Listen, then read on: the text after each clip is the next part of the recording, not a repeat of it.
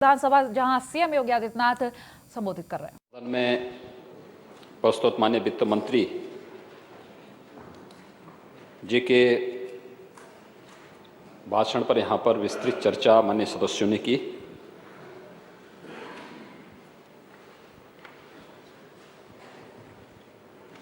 और इस चर्चा के माध्यम से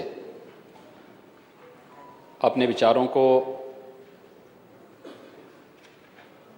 प्रदेश के इस महत्वपूर्ण लोकतांत्रिक सदन में रख करके प्रदेश के विकास की कार्य योजना को आगे बढ़ाने का कार्य किया है।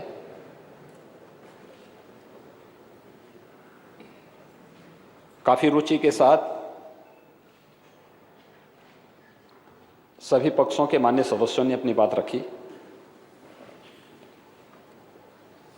और मैं खासतौर पर आभारी हूं नेता प्रतिपक्ष माननीय राम गोविंद चौधरी जी का। यद्यपि मेरी हार्दिक इच्छा थी कि उनका जब भाषण हो तो मैं सदन में रहूं, लेकिन उसी समय मेरा विधान परिषद में था, तो उच्च सदन में रहने के कारण मैं उस समय यहाँ सदन में नहीं रह पाया। लेकिन उनके भाषण को मैंने बहुत पूरी प्रति मैंने मंगाई थी और मैंने उनके भाषण को भी पढ़ा और उसके भाव को भी जाना और समझने का प्रयास किया है। अन्य दलीय नेताओं के बहुजन समाज पार्टी, कांग्रेस,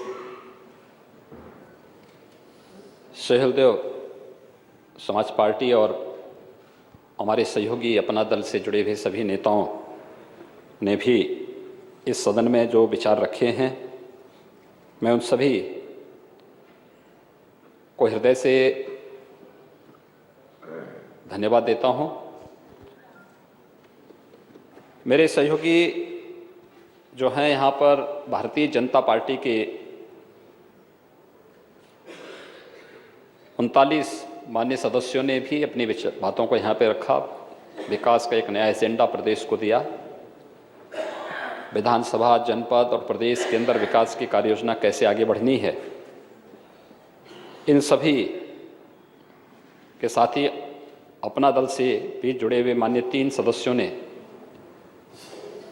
समाजवादी पार्टी के 10, बहुजन समाज पार्टी के 5, कांग्रेस के 3, सहदेव भारत समाज पार्टी के 2, यानी कुल 62 सदस्यों ने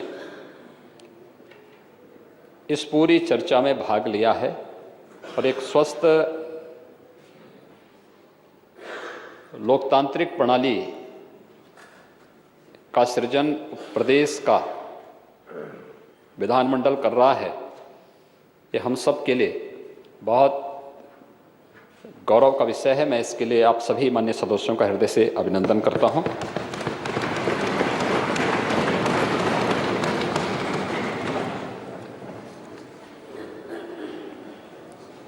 महोदय, हम सब जानते हैं कि जब प्रदेश के अंदर हमारे सहयोगी वित्त मंत्री माननीय श्री सुरेश खन्ना जी यहाँ पर बजट प्रस्तुत कर रहे थे,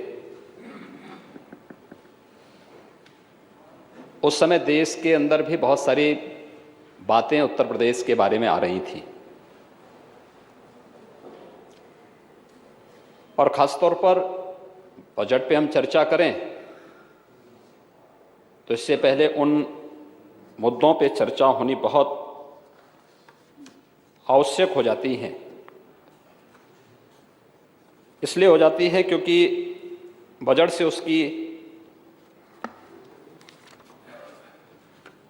उसका संबंध है और कहीं ना कहीं बजट के दायरे के बारे में या कोरोना कालखंड के दौरान मुझे लगता है हर एक तबके ने, अगर राजनीतिक पूर्वाग्रह उनके साथ नहीं जुड़ा है, वो अलग विषय है कि घर के अंदर उन्होंने बजट का सराहना की होगी, लेकिन सार्वजनिक रूप से छोड़ दिया जाए तो बाकी हर तबके ने माननीय वित्त मंत्री जी के द्वारा प्रस्तुत बजट की यहाँ पर भूरी भूरी प्रशंसा हर एक तबके ने की है और प्रदेश ही नहीं देश स्तर पर भी। मेरे पास फिक्की से, CII से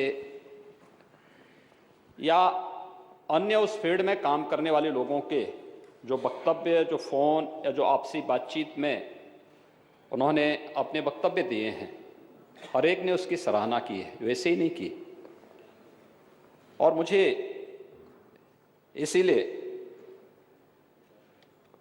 नेता प्रतिपक्ष जी ने जो बातें यहाँ पर कही, मैंने जैसे कहा कि मैं सचमुच सुनना चाहता था उनके भाषण को, और मैंने उनके भाषण के उसको पूरा मैंने निकाला, उसके प्रिंट को निकाल करके मैंने उसको भी देखा। मैंने यद्यपि अनुरोध किया था कि अगर वे अपने बजट भाषण को 12:30 बजे की बजाय 3 बजे के आसपास अपनी बातों को रखेंगे तो मैं सदन में मौजूद रहूँ। और उनके मित्र खन्ना जी ने उनको ये बात बताई भी होगी, लेकिन जब भी वे खन्ना जी की बात को नहीं मानते हैं तो उनके साथ धोखा हो जाता है।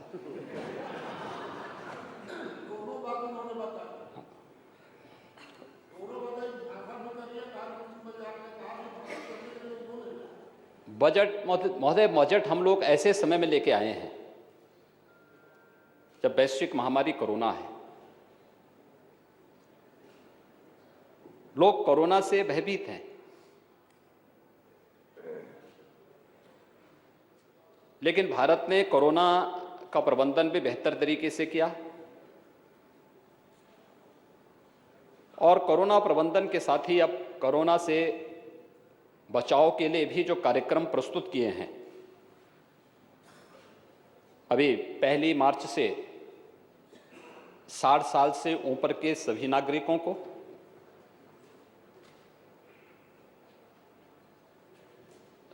तब विभिन्न प्रकार की बीमारियों से ग्रसित लोगों को भी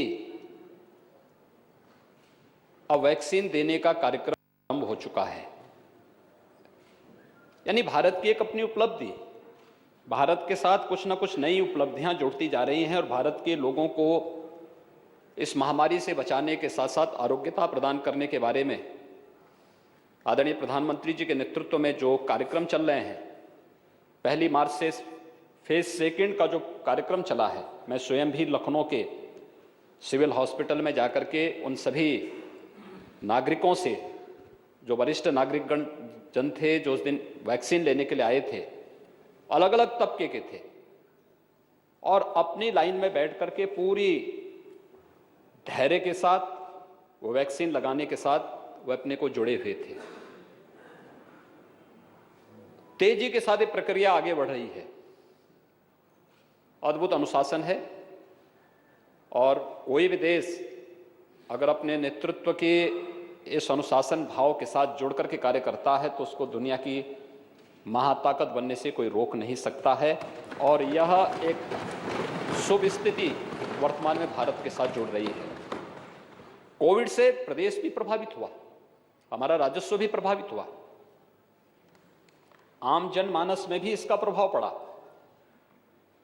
लेकिन इस सब के बावजूद प्रदेश ने अपनी सारी व्यवस्था को, वित्तीय अनुशासन को बनाए रखते हुए सारे कार्यक्रमों को व्यवस्थित रूप से आगे बढ़ाने का कार्य किया। और मैं कहना चाहूंगा नेता प्रतिपक्ष पक्ष से कि बजट पे जो उन्होंने बातें कही और खन्ना जी को कुछ शेरो शायरी भी सुनाई थी उन्होंने, पता नहीं खन्ना जी ने उस शेरो शायरी का जवाब आपको दिया कि नहीं दिया। कल वे देंगे, कल देने को तैयार हैं, और मैं अपील करूंगा कि वे जरूर खन्ना जी की बातों को सुनेंगे। लेकिन महोदय, सच है विपत्ति जब आती है कायर को ही दहलाती है। सुरमा नहीं विचलित होते, क्षण एक नहीं धीरज खोते, विघ्नों को गले लगाते हैं, कांटों में राह बनाते हैं, मुंह से न कभी उब कहते। यह रामधारी सिंह दिनकर की ये पंक्तियां देश के लिए भी और प्रदेश के लिए भी अक्सरशः सही बैठती है। बजट के परिप्रेक्ष्य में अगर आपको देखना हो तो बिना विचलित हुए हम लोगों ने इसका अनुसरण किया। हम लोगों ने उन बातों को लेकर के आगे बढ़े। लेकिन जब मैं आपकी बात सुन रहा था और आपकी बातों को मैं जब इसमें देख रहा था, तो मुझे लगता है कि आपकी बातों से मुझे लग रहा था कि आप बजट को इस रूप में चाहते हैं जो समाजवादी पार्टी के समय में होता था। क्योंकि आप लोगों का कोई वास्तव में बहुत भारतीय परिप्रेक्ष्य में कोई ऐसा दृष्टिकोण नहीं होता था जो सर्वसमावेशी हो, सर्व कल्याणकारी हो, प्रदेश के विकास को एक नई ऊंचाइयों तक पहुंचाने वाला हो। वह भाव न होने के नाते मुझे लगता है कि आपकी पार्टी जो पिछली सरकारें थी वह केवल एक बात पर विश्वास करती थी, वह थी चारवाक का वह सिद्धांत, यावा जीवेत सुखम जीवेत ऋणम कृत्वा घृतम पीवेत। ये इनका एक भाव होता था। तात्कालिक रूप से मिल जाए, और मुझे लगता है तात्कालिक रूप से न उसमें कोई भाव होता था, न उसमें प्रदेश की भावनाएं होती थी, न विकास का कोई एजेंडा होता था, और न ही कोई प्रदेश के लिए कोई दूर दृष्टि का कोई एक एजेंडा ही उसके अंदर छुपा होता था। और इसलिए हर एक तबका नाराज होता था और हर तबके ने फिर उसका जवाब भी दिया है। हर एक तबके ने उसका बहुत जवाब भी दिया है। महोदय, मैं चर्चा कर रहा था इस बात को लेकर के, बजट पर ही अगर आप देखेंगे जो टिप्पणी अलग अलग तबके के लोगों ने की,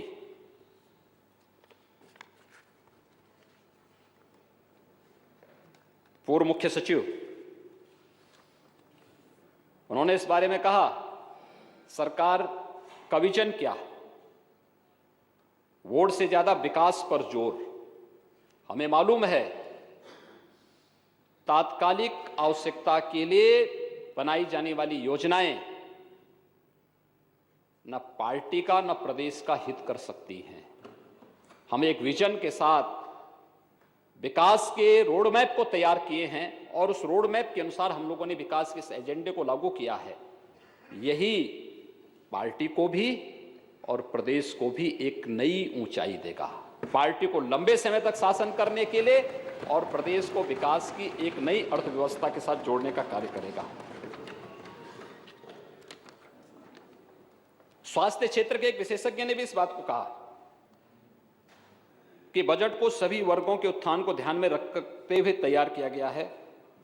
यह बजट युवाओं को समर्पित है। पेपरलेस बजट के लिए उत्तर प्रदेश सरकार के लिए को विशेष बधाई।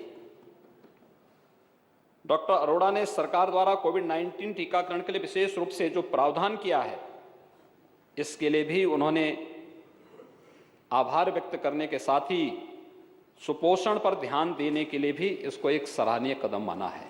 कि स्वास्थ्य क्षेत्र के विशेषज्ञ की राय इस संबंध में हम सब के सामने आती है। चेयरमैन सीआईआई ने कहा कि प्रदेश को आत्मनिर्भर, स्वस्थ और सुरक्षित बनाने वाला बजट है। ये उस फील्ड से जुड़े हुए लोग हैं जिनको राजनीति से लेने देना नहीं, लेकिन हां, अर्थव्यवस्था और बजट के मुद्दे को लेकर के chairman PHD chamber of commerce, Uttar Pradesh के इतिहास में यह अब तक का सबसे बड़ा बजट है। किसानों, युवाओं और महिलाओं के विकास पर विशेष ध्यान केंद्रित किया। कोरोना संक्रमण की आपदा में सभी उद्योगों को बुरी तरह नुकसान पहुंचाया, अनेक समस्याओं का सामना करना पड़ा। इस बजट से उद्योगों को एक नई राहत दिखती है। ये पीएचडी चैम्बर के चेयरमैन का बयान है। इसी प्रकार के प्रेसिडेंट एसोचैम के द्वारा भी प्रदेश सरकार के द्वारा प्रस्तुत बजट कोरोना की विपरीत परिस्थितियों के बाद भी समाज के हर वर्ग के लिए अच्छा है।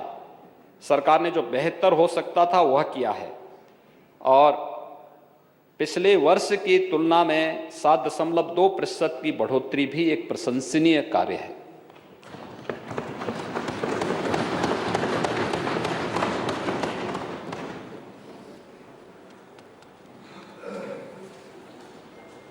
फिक्की फ्लो पूर्व अध्यक्ष जो महिला चैप्टर है उनके द्वारा महिला व बच्चों में कुपोषण की समस्या के निदान के लिए शुरू की गई मुख्यमंत्री सुपोषण योजना माँ और बच्चे दोनों की सेहत को सुधारेगी।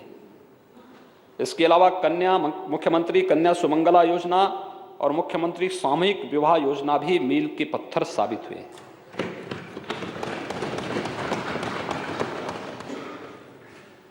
ऐसे बहुत सारे तबके के अलग अलग तबके के लोगों ने बजट पर अपनी प्रतिक्रिया व्यक्त की। ये प्रतिक्रियाएं इस बात को बताती हैं कि सरकार की कार्ययोजना एक सकारात्मक दिशा में आगे बढ़ रही है और सरकार सकारात्मक माहौल में कार्य कर रही है और सकारात्मक माहौल के परिणाम भी स्वाभाविक रूप से सकारात्मक ही होंगे।